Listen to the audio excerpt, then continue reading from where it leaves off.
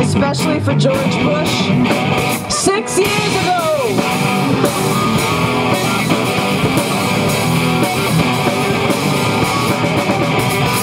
The devil whispered me awake last night. It would not repeat what it came to say. So fearfully I watched it leave when it happened. Out from its back fell out an angel's wing. It did not trust me, was just a jerk. It looked at me and winked. Allison sees no evil, only the other side of good.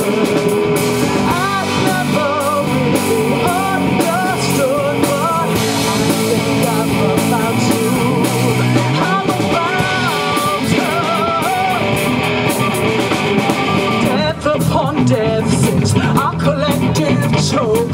Every day more sons and daughters not coming home, sandwiched in the reasons for this and that war. We sit twiddling our thoughts, then get back to work. The papers,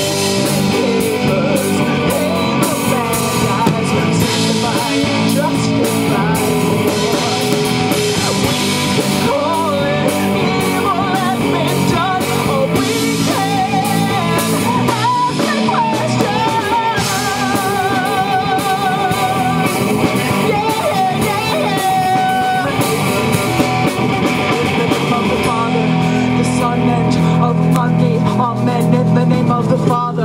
the Son and of money, amen, in the name of the lie upon lie. We barely ask why the super leader gets to play God, quoting the Bible from the limo paid for by the people whose kids he sends to war.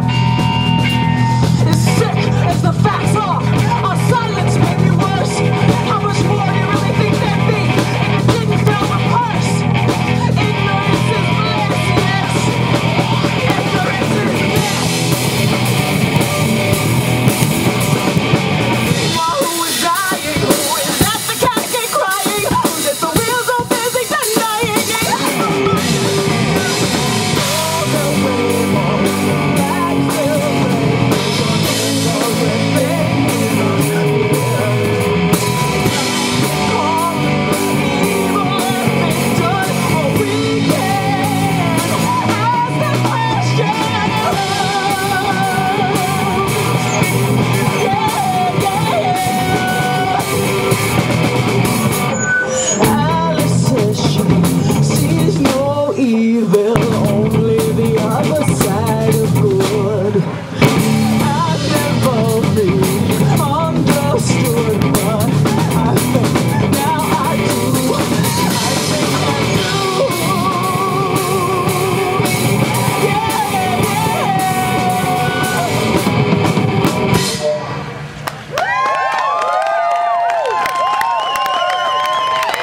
you guys. Can you hear all right? Yeah! Okay, cool. Awesome. We got one more for you. Thank you so much for coming out. It's much easier to come out at the beginning of the outrage, right? It's 6 years later. Did anyone think we were going to be here in 6 years?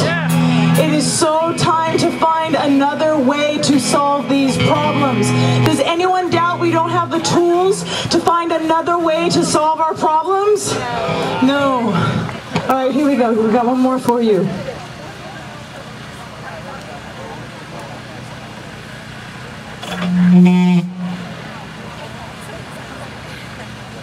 Okay, we're not ready yet, so I'm going to talk to you.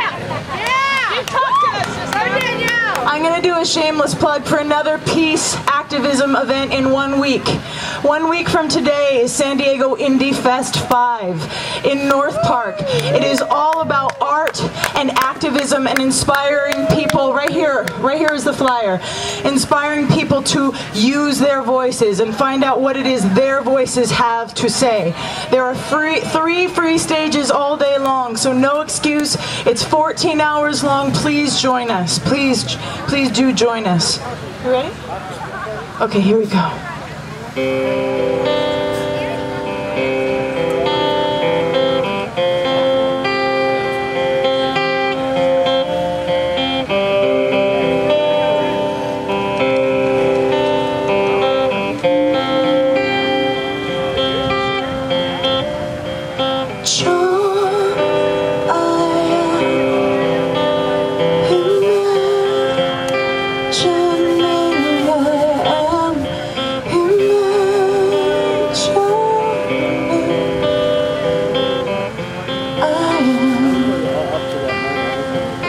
In a world hell-bent upon revenge instead of understanding, I remain right here, deep breathing, praying,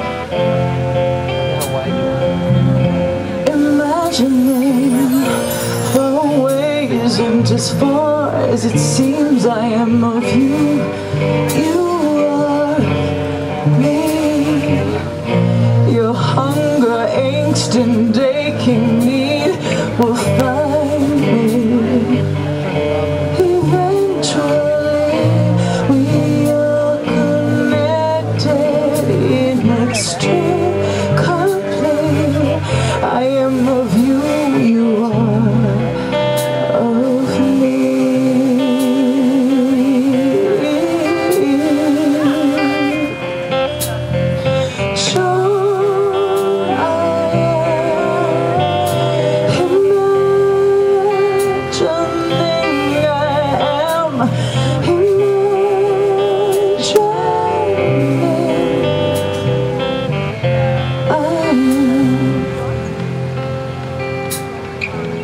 I've never been so afraid to speak peace. Suddenly I risk disgusting, irritating.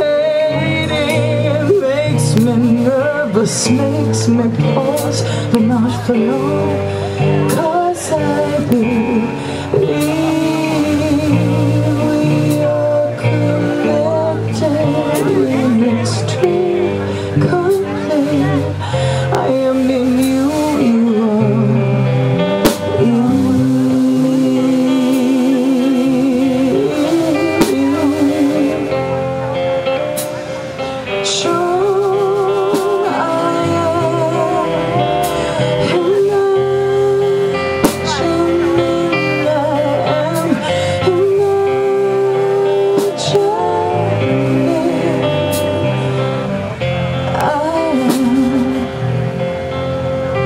In a world hell-bent upon revenge instead of understanding, I remain right here, deep breathing, praying, imagining, genuflecting to our world's diversity, reverence for every single living being. The more we share, the more there'll be. Walking this beautiful world fearlessly, living in a world where no one is starving, investing in our children more than in our weapons, imagining our oceans, our forests all cherished, imagining the great white hole that becomes rainbowed, imagining the black sheep being restored, her respectability. I imagining joy.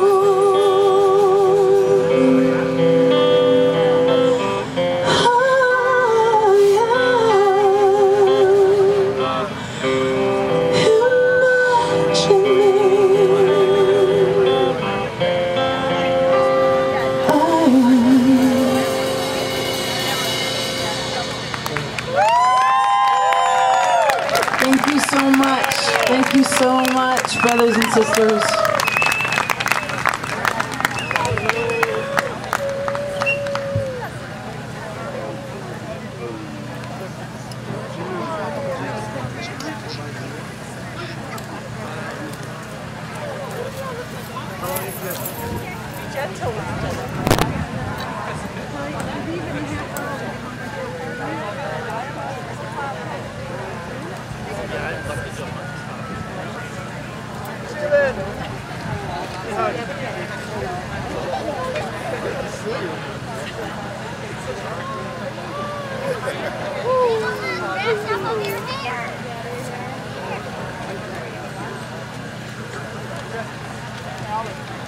Hello, everyone. It's good to see you all, but it's deplorable that we're here 6 years. After the invasion and the occupation of Iraq has begun, this war shows no sign of stopping. When people voted for Obama, they voted for peace and a new era and for change, but this administration is only continuing the policies of the previous one, which include indefinite occupation of Iraq, more destruction in Afghanistan, and support of the Israeli aggression on the people of Palestine. And we're starting to go into Pakistan as well. So while I rejoice in the fact that we no longer have a president who's entirely dismissive of our anti-war community, we can't be fooled in thinking that our struggles are over or that Obama stands for peace. The lyrics have changed, but the song remains the same. So we must apply the same pressure from below on the administration, on this administration, as we did on the one before. So in that interest, I want all of you, while you're here today, to visit the different groups that are in the back. I'm a member of the International Socialist Organization. The members of our organization helped put this on. Also, the San Diego Alliance for Marriage Equality, that's also my group. But San Diego Coalition for Peace and Justice and Activist San Diego have been fighting against this war before it began. And if you haven't been a member of those groups, if you haven't been participating in building this movement, I suggest that you do. I highly encourage you to start today. And with me also is Larry Christian, who's also going to be emceeing.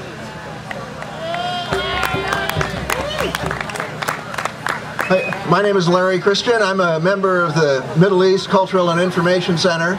We've been a member of the San Diego Coalition for Peace and Justice for many years now. The coalition actually got started right after September 11th, back in 2001. We knew then that a military response to the events of September 11th in 2001, that a military response was the wrong thing then, an attack in Afghanistan was the wrong thing then, and it's a wrong thing to continue now. There are a lot of people who think that, or who will say, or you will hear from, who say that now that Barack Obama has been elected president, we don't have to be coming out in the streets anymore. But we know from what, not just from what he said, but from what he has done, that we need to be as active as ever to make sure that the war in Iraq does end, that to oppose the escalation of the war in Afghanistan. These days, back, maybe about 7 years or 8 years ago, somebody from a military guy was asked how many civilians had been killed in Afghanistan, and he said, well, he didn't really know because they don't count civilians.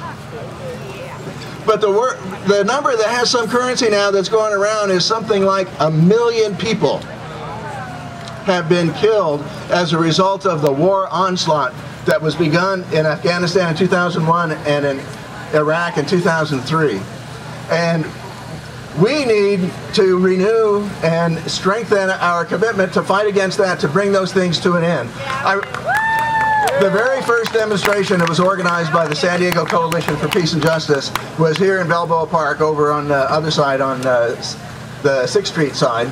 It was in October, and it was against the beginning the war on Afghanistan. That was a pretty unpopular position to take at the time. People thought that Afghanistan maybe was a good war. Well, it was wrong then, it's wrong now, and we got to keep fighting to bring it to an end.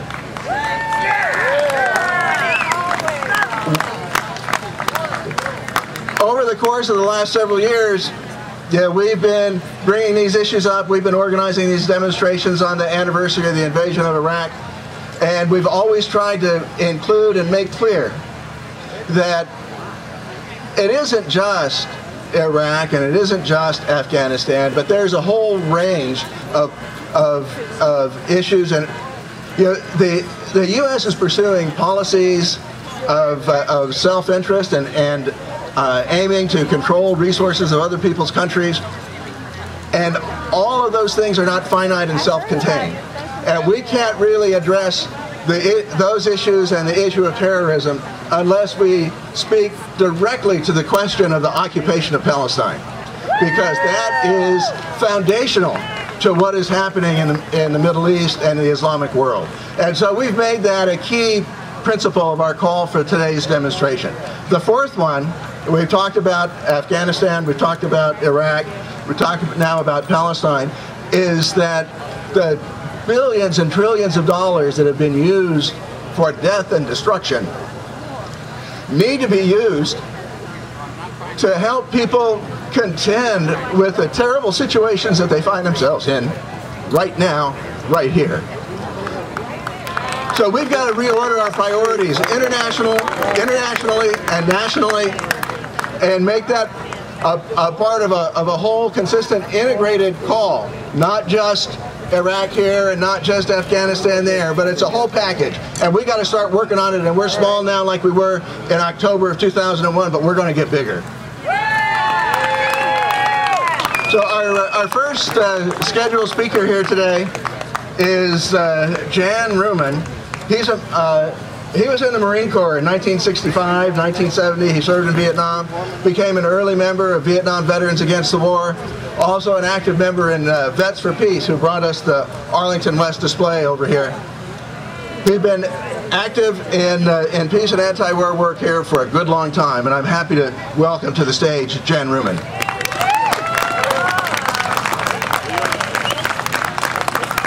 Thank you.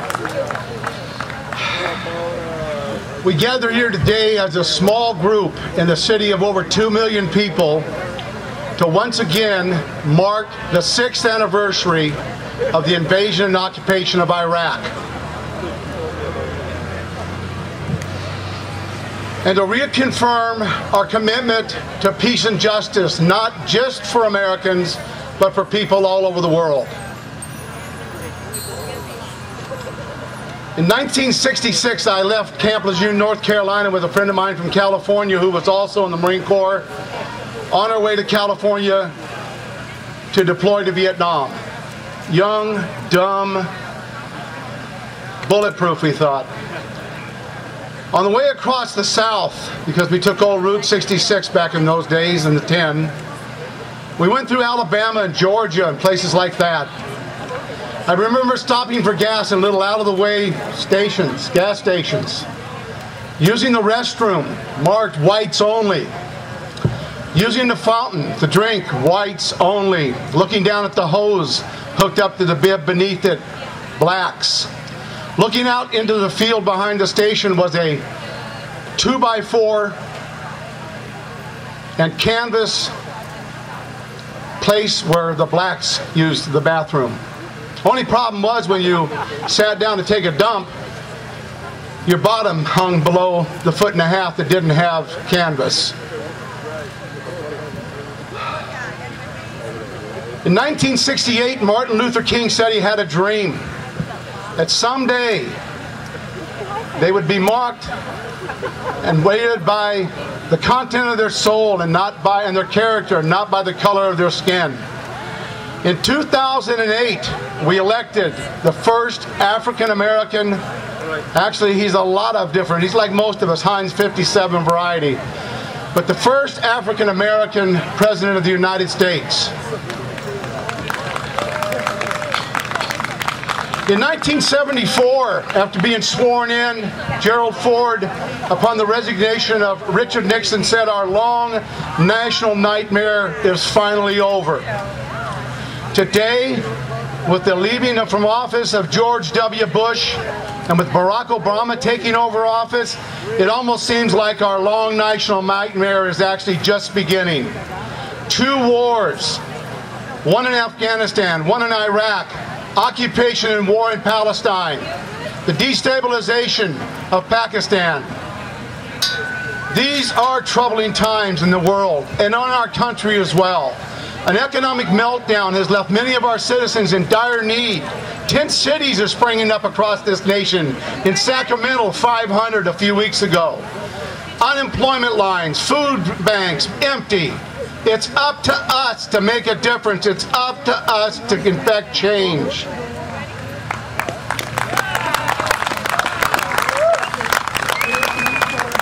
The change that's happened in this country to date with the election of Barack Obama, with the fact that blacks can vote, So many good things have happened, yet we've marched backwards for 8 years under Bush. But the change that is enveloping this nation today, you all played a vital part in.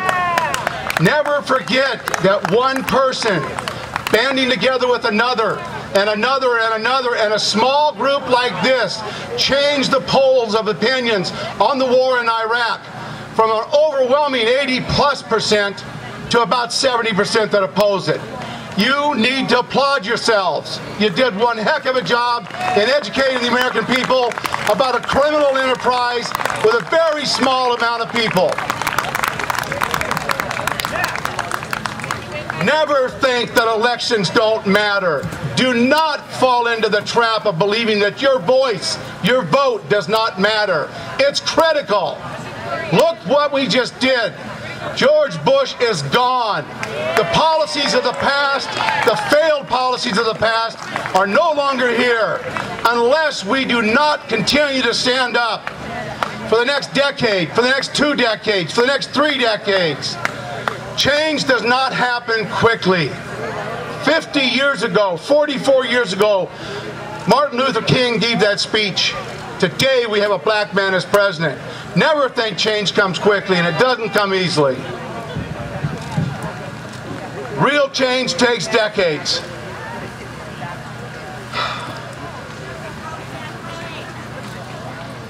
Six years in Iraq.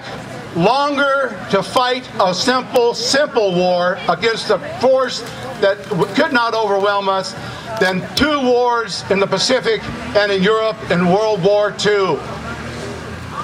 4,500 young American men and women have died in these 2 wars of Afghanistan and Iraq.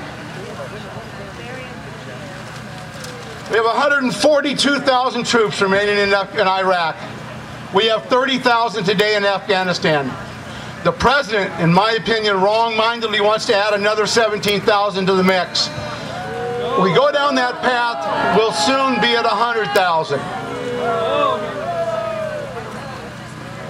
He's going to remove the troops, he says, in the next 16 months, but he's going to leave 50,000 in place. What about the 100,000 mercenaries? Are they going to remain behind? Big question. 7 years in Afghanistan. In 1982, the Soviets lost what we termed their Vietnam. We've all seen the movie. It was recently in the movie theaters. It is now for DVD rentals. Charlie Wilson's War. The United States was willing to spend $2 billion in 80s and 70s dollars to arm the Afghan resistance, the Taliban, Al-Qaeda. They gave them Stinger missiles to bring down our enemies, the Soviet, and they did win. And as soon as it was done, as soon as the war was over, America left. Not $1 for reconstruction. Not one. Had we helped those people move into the 20th century, had we provided them wells, had we assisted them with farming, had we provided roads, had we provided communications, had we provided health care, had we provided schools, I would venture you that 9/11 would never have taken place. That the Taliban would never have taken control of Afghanistan. And I would also venture to guess that Al-Qaeda would probably not exist on the level it does today. We in America have a problem. It's U.S. foreign policy. When those buildings went down in New York, when those planes tragically crashed into it, when those guys came from the desert all the way around the world, learned how to fly and committed suicide, not once have I heard anybody ask why. Why would they do such a desperate act? Why? It's American foreign policy. That's our problem. Here at home, our domestic policy is in shambles. The banks have been shown for what they are. Nothing more than gambling. It's like Vegas. So is Wall Street, derivatives, stock options. I mean, it's on and on. No regulation. It's crazy. And now we're bailing them out again. We did it in the 80s. We're doing it again. If you didn't live through it then, you're living through it now, and it's bigger and it's worse. Let me just say one more thing. I'm going to wrap up by saying our troops today, our sons, our neighbors, our grandchildren, they're still dying and being wounded in Afghanistan and Iraq. Why? Why are we still putting lives into that theater? Whose child, whose grandchild will be the last to die for a mistake, for a lie? We urge you, President Obama, to bring these wars to an end.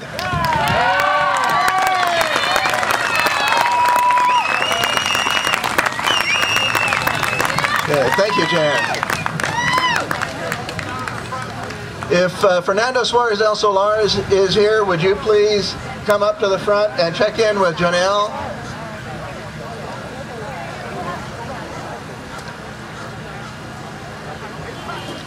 So our next speaker is someone that people who have been in San Diego for a while already know to some degree as a television journalist, as a radio personality.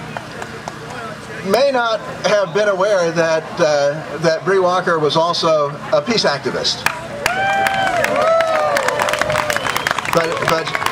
but she has been and is, and she purchased the Casey land out in Crawford, Texas, like a couple of years ago when Camp Casey was getting ready to close down. But at any rate, Bree Walker.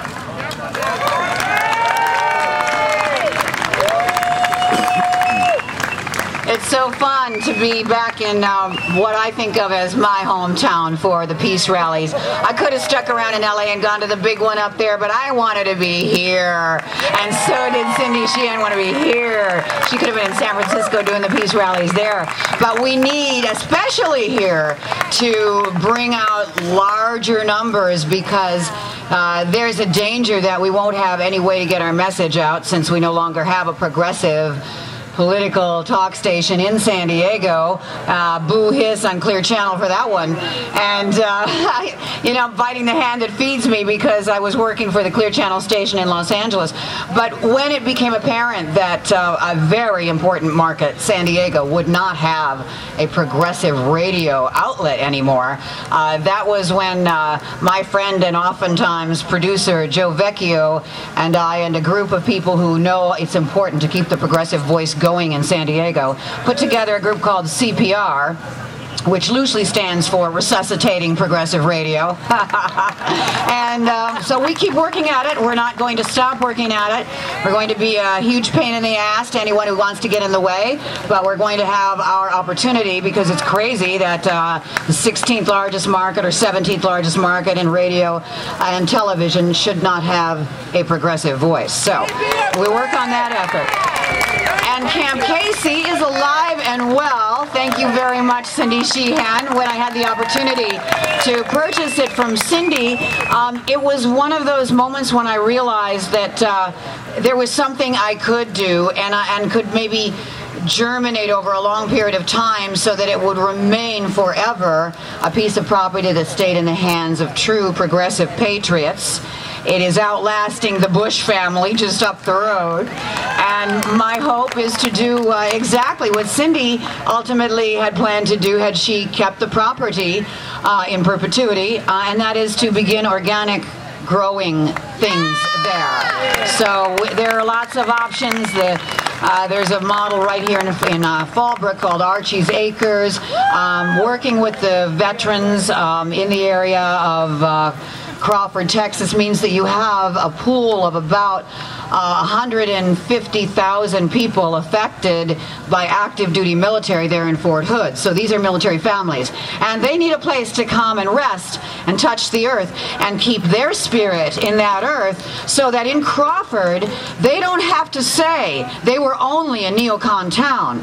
They now can finally act less embarrassed and proud again to be the farm labor roots that they once were, which is what we need in this country. We need farm labor, we need strong labor, we need the Employee Free Choice Act, we need HR 676. There's so much we need that there's no way we should be doing this. $656.1 billion have been allocated to the war in Iraq. From Senator Harry Reid's office, the total cost of wars in Iraq and Afghanistan, accounting for continued military operations and the growing debt and interest payments and continuing health care and counseling costs for veterans, came out to be between $5 trillion and $7 trillion, and that was last year at this time. 320,000 vets have brain injuries. They're going to need some place to go. They're going to need all of us. So that is why it is very important that Camp Casey stay in our hearts and minds, and even in its quiet time when it's not organizing or having organizations that come there and do any protesting, there will be new stuff happening in the name of Casey Sheehan. So that is a promise that I made to Cindy a long time ago. And being an activist who has been through many incarnations, including running for office, trying to put the right voice in the right place and make Nancy Pelosi leave with her spine somewhat intact. After that effort, then she was doing radio in San Francisco. Now she's doing online radio through her website, and I'll let her tell you a bit about that. So it is really just a pleasure to be back in the city that I've always felt was my city. I was raised in Minnesota, born in Oakland, California, but I've always felt like this was home. And you always make me feel that way every time I'm here. So I'm so glad to be here, putting a voice to what we know must be fixed. Thank you ever so much. And please, Cindy Sheehan, come on up here and take this thing away, girl. Because you have a soapbox. Cindy Sheehan's soapbox.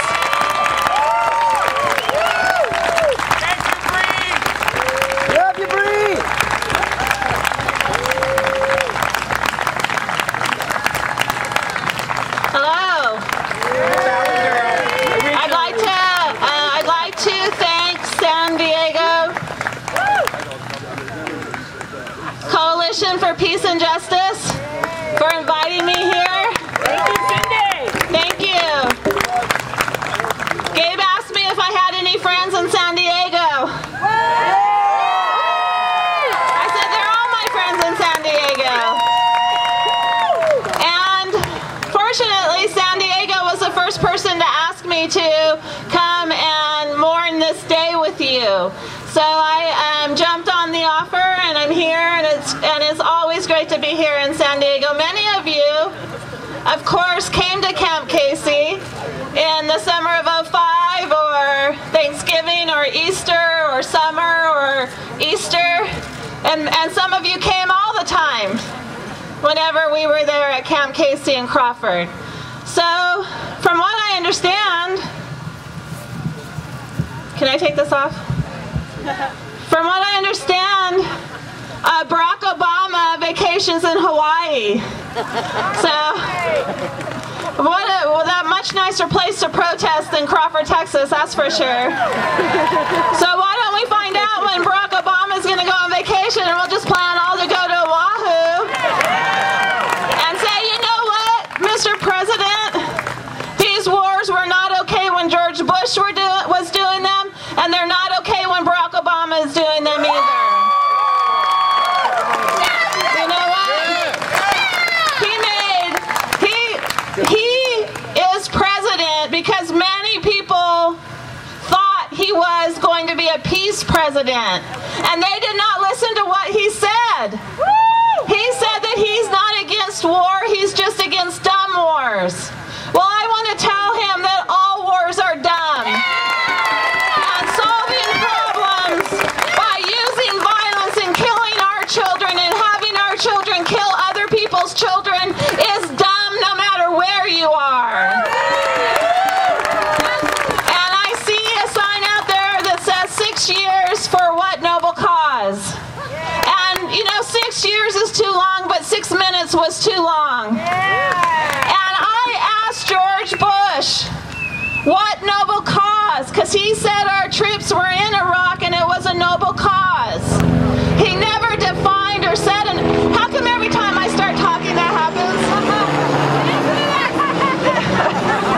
It happens too many times to be a coincidence. So anyway, George Bush never told me what noble cause he killed my son for. He never told me what noble cause he killed 4,000 other American soldiers for. What noble cause have we killed over 1 million innocent Iraqi and Afghan people? What noble cause do people have to flee their homes? And you know what? The noble cause, and I say that in air quotes, the noble cause has trickled down and it's affecting every aspect of our lives here in America. And there was a journalist who asked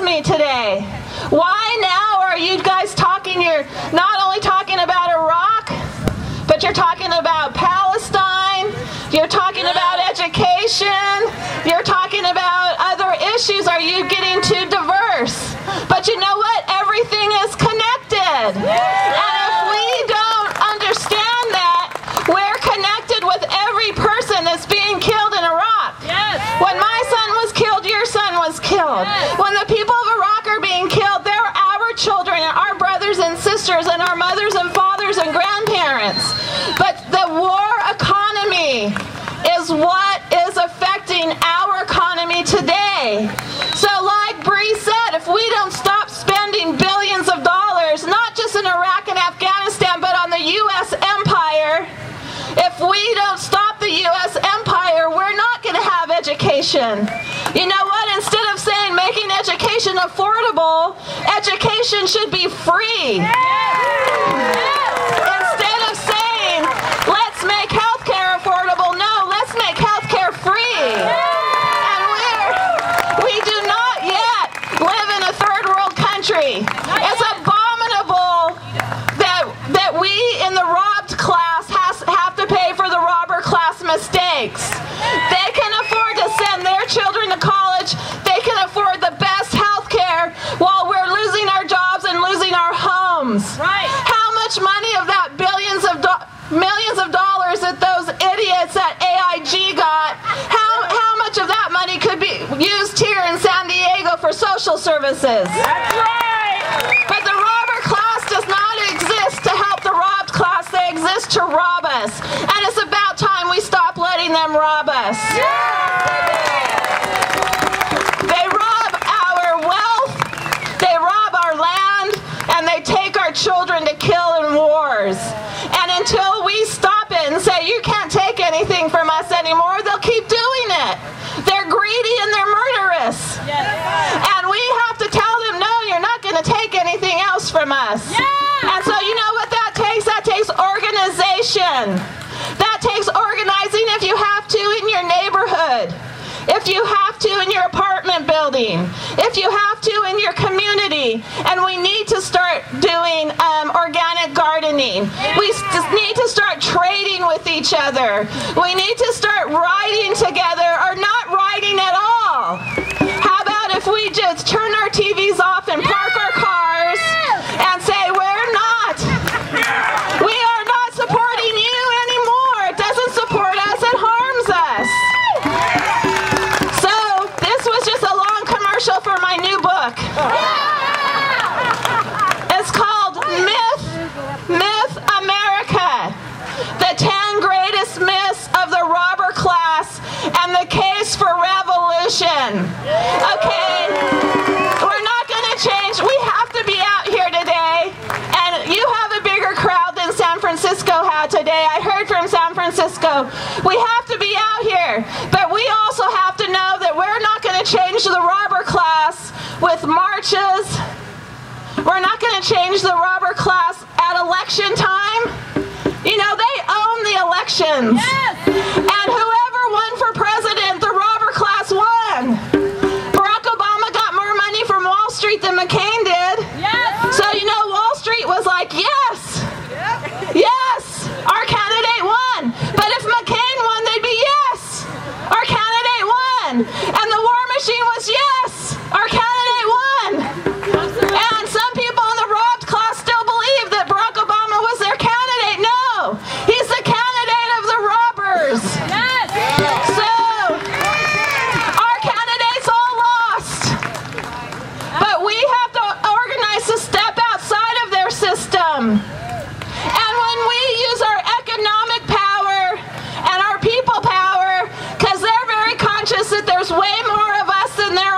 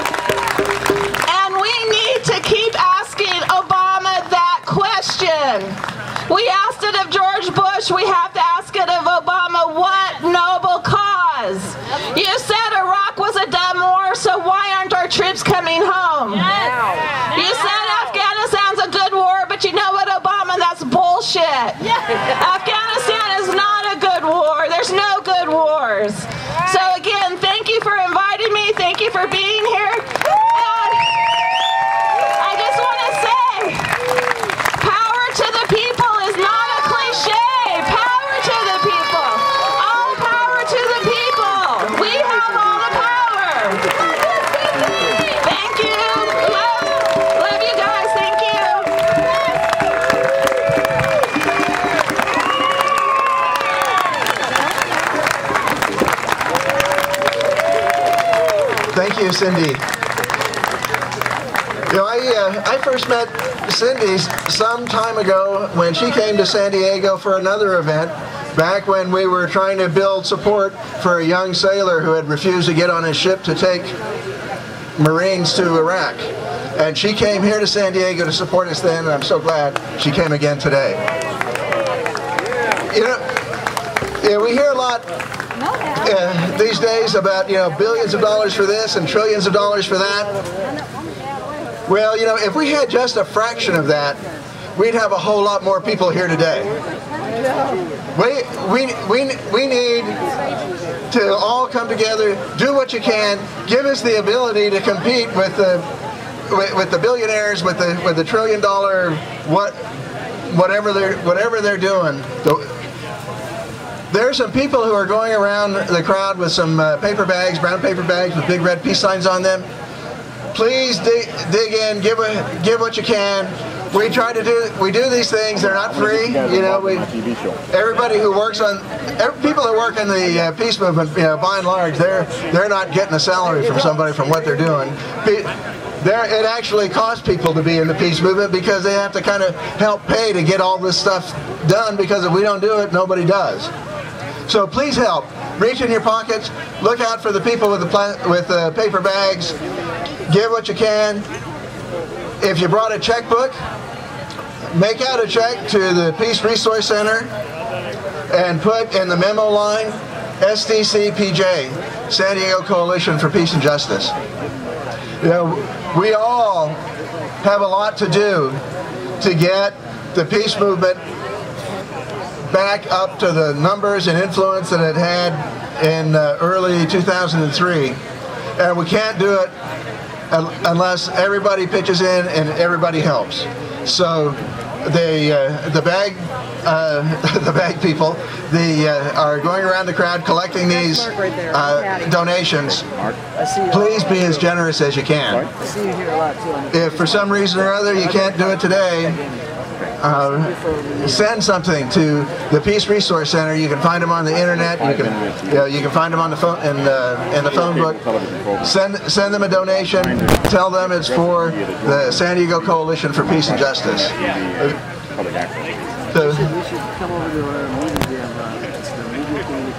So thank you again for all of your support. I know that there were people out at Fifth and University who were donating for the peace flags and helping to make those, get those around and bring them here today. Thank you for that. And just do what you can, give what you can, because we need to do more and we need your help to be able to do it. Thank you. I'm going to be doing the show that night. Okay, so you won't know maybe. There's another meeting once a month, so. Where at? All over the place. Different video production companies. But it'll be on here. Yeah. All up to you. There's a lot of people like us that you can network with. Yeah.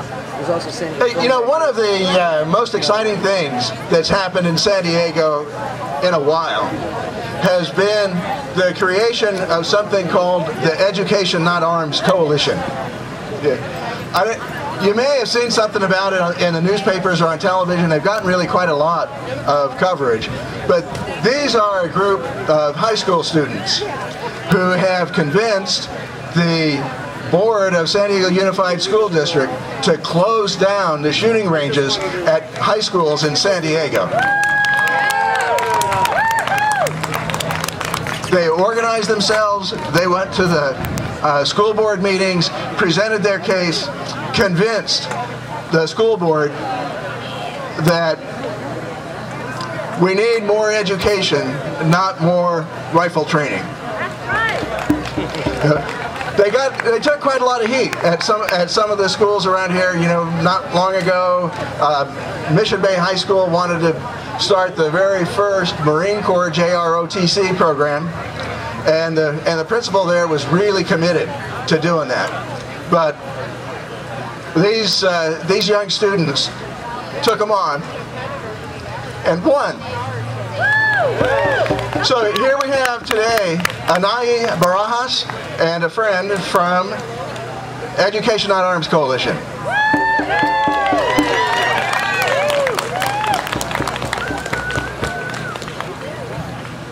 Good afternoon, San Diego.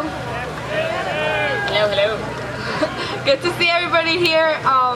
We're part of the Education Not Arms Coalition, and yes, we won finally after 1 year.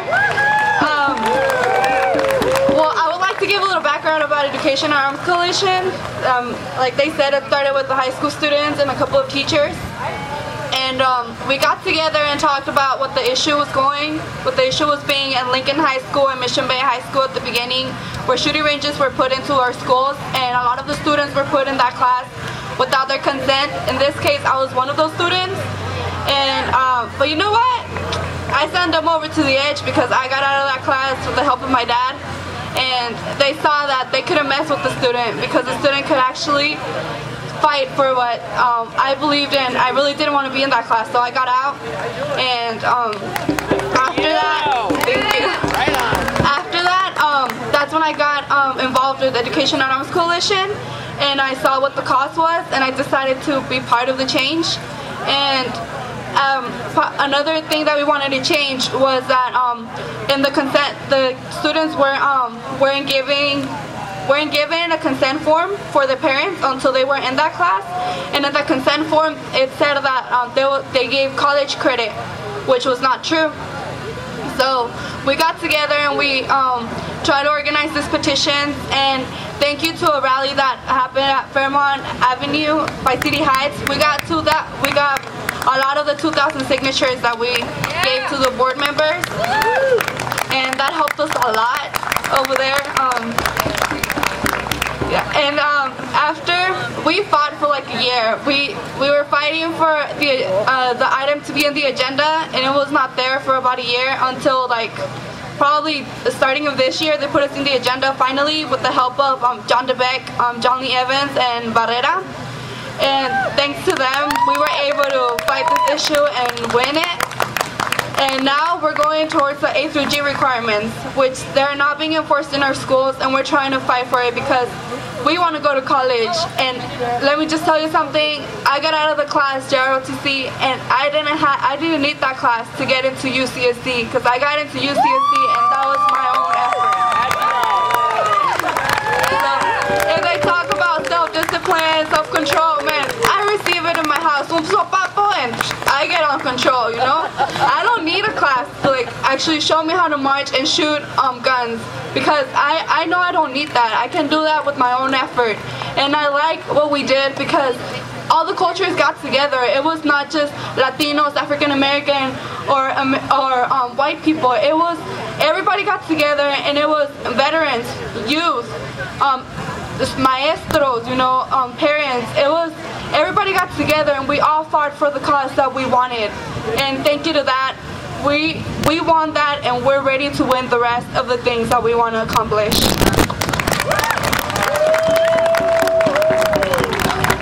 Good afternoon, everybody. My name is Sakina Shabazz. I'm a sophomore from Lincoln High School, and up here with Anaí, I'm representing the Education Not Arms Coalition.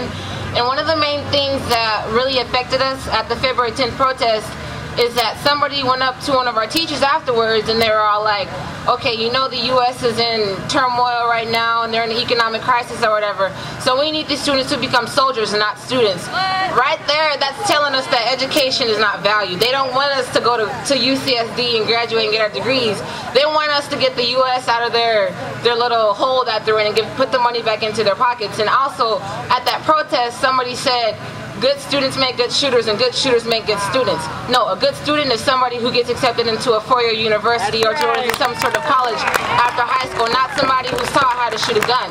And just to add in, I mean, if they really wanted everybody to go to a university and everybody to go to college, and they would end this war. Obviously, that's not the case. So that just gives us another reason to fight just as hard as we do it, if not harder, so that all of us can have the opportunity to go to college and not fight for these people who have no noble cause, like the ma'am said earlier. So. Another thing that I'd like to tell you guys is about the bills that are trying to be passed by the board members, where it's AB 223, 351, and 554, where students are giving a PE credit for the JROTC class when it doesn't even implement exercise like any other school does, other subject does. So we're really trying to fight this, and if you guys want more information, you can go to the Project Yano booth, and that's part of the Education on Arms Coalition as well, and we can give you more information about that. So please help us fight for this and for the rest. Thank you. Have a good day.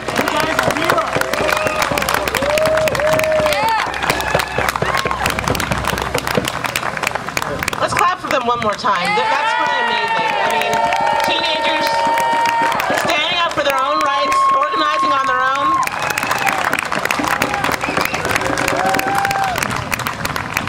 Okay.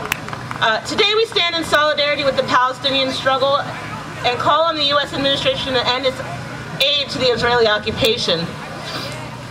It is therefore of crucial importance for us to call for an immediate end to it. I'm going to read some excerpts from the play I Am Rachel Corrie. Rachel Corrie is a 23-year-old brave American peace activist who symbolized American solidarity with Palestine. She was killed by Israeli bulldozers on March 16th of 2003 while trying to protect Palestinian villagers' homes from demolition. This week marks the 6th year of her death.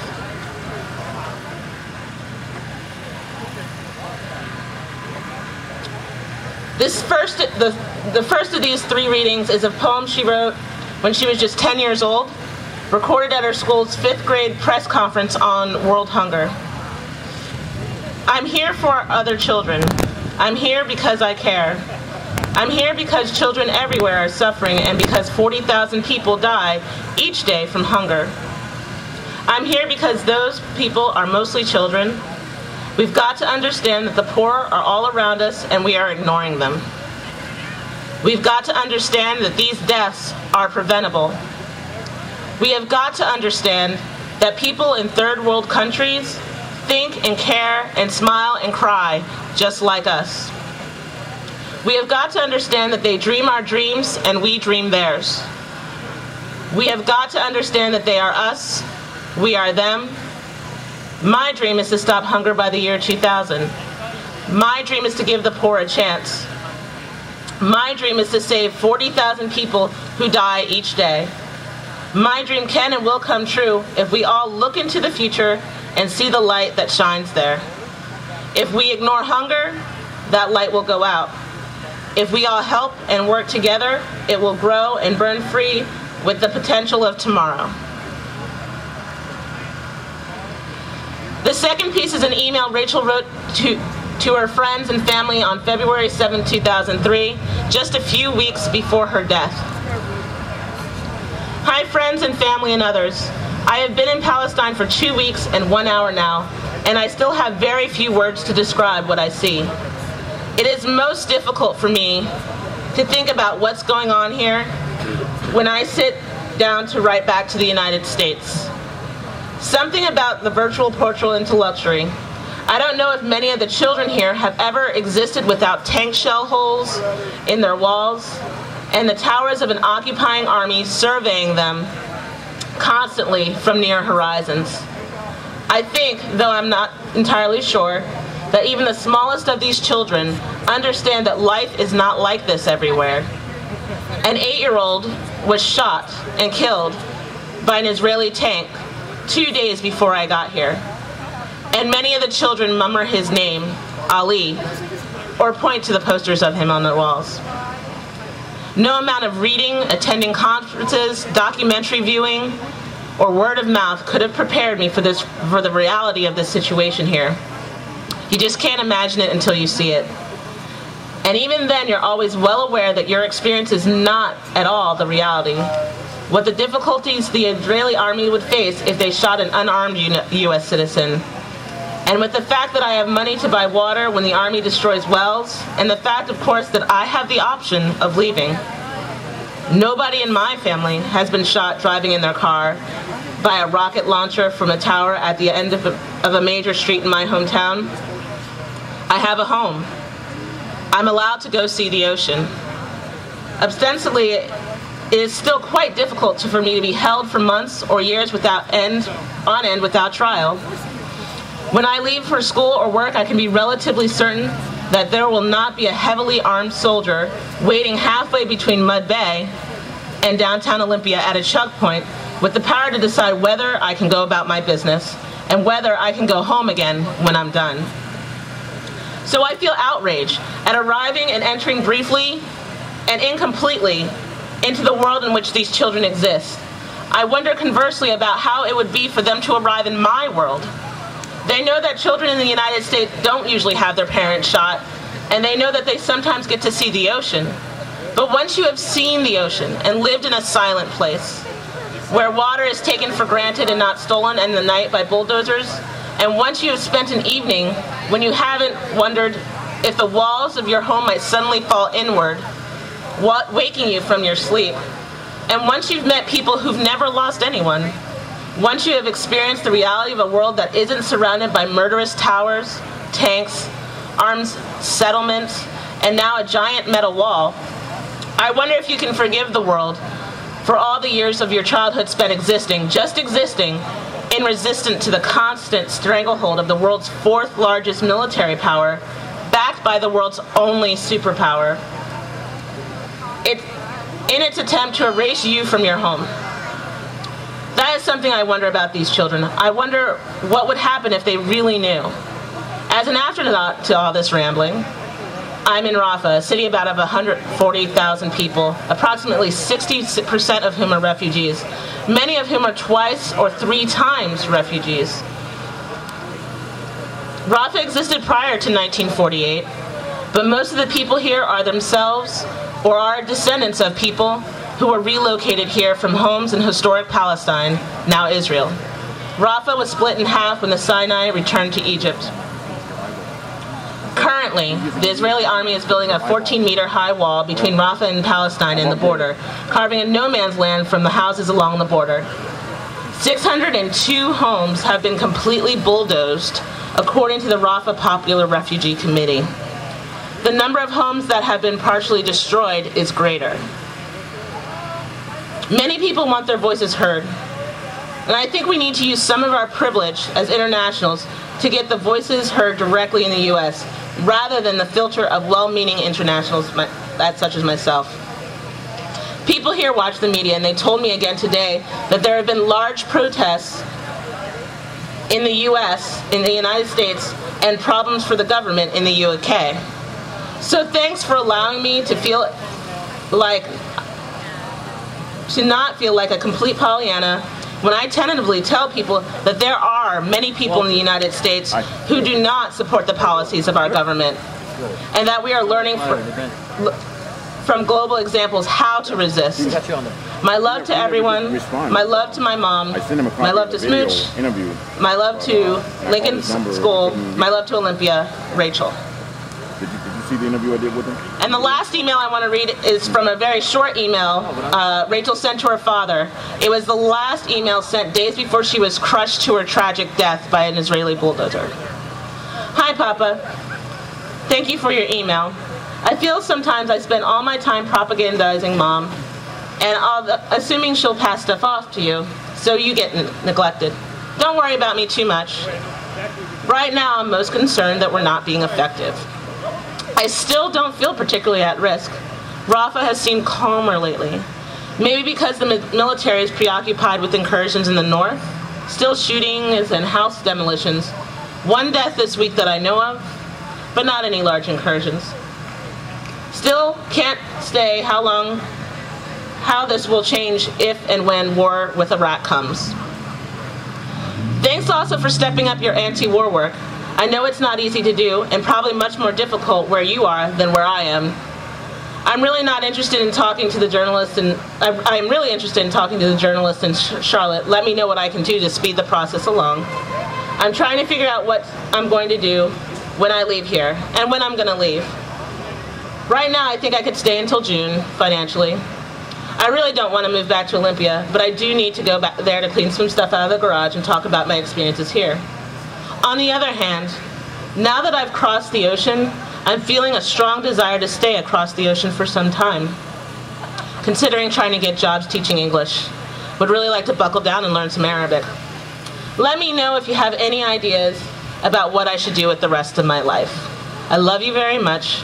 If you want, you can write to me as if I was on vacation at a camp on a big island of Hawaii, learning to weave. Much love, Poppy, Rachel. And as we know, that was only a few days before she died.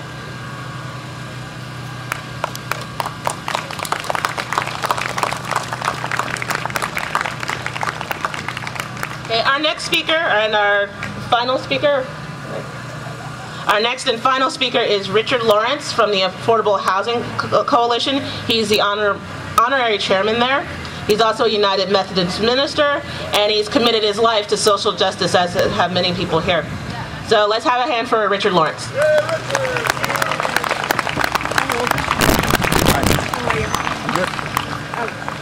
I would not be surprised if you turned to your neighbor and said, "Who is that guy and what is he doing here?" Well, Greg Robinson, who's long been active in the peace and justice movement in San Diego, is the reason I'm here. Because he believes, as I do, that one way or another, those of us who care about affordable housing, those of us who care about peace, those of us who care about the environment, those who care about decent wages and about union organizing, those of us who care about any social justice issue need to find some time to support one another.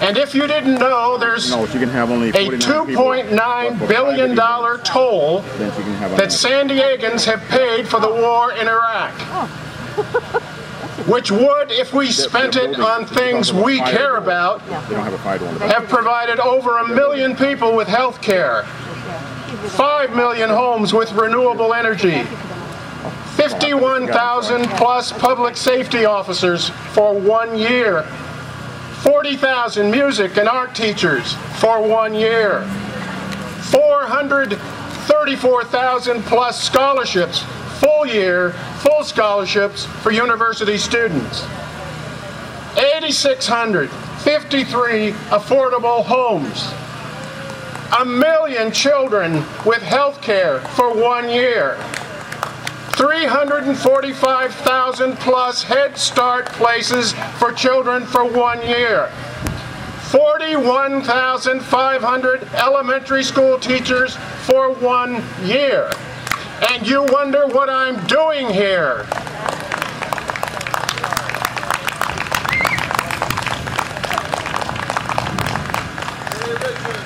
There must be a way in which we can find the fundamental cause which unites us. And I'm reminded of a story in the Old Testament where Moses approached Mount Horeb.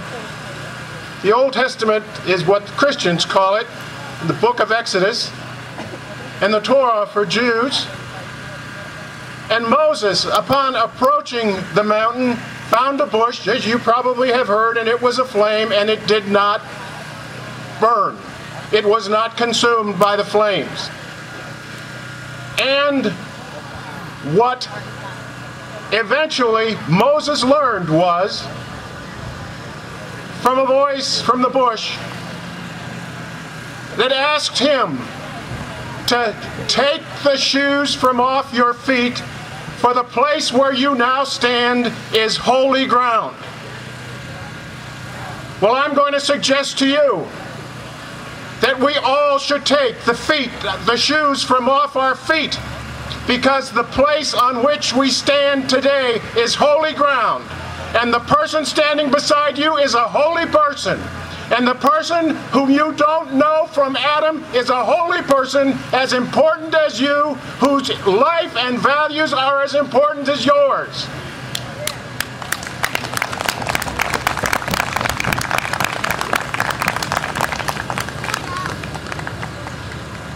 And if you'd like to hear it from another perspective, Chief Seattle, who's quoted a lot these days, and so I'm not sure if this is his or not, is said to have written, "Our God is the same God. You may think that you own him as you wish to own our land, but you cannot. The earth is precious to him, and to harm the earth is to heap contempt on its creator. So whatever cause it is that you believe in, you need to believe in it strongly enough to treat those around you, the earth, the air we breathe, the water we drink, the friends we make, the enemies we make, as holy beings attached to you, whose future is in your hands, in our hands. The ground on which we stand is holy ground.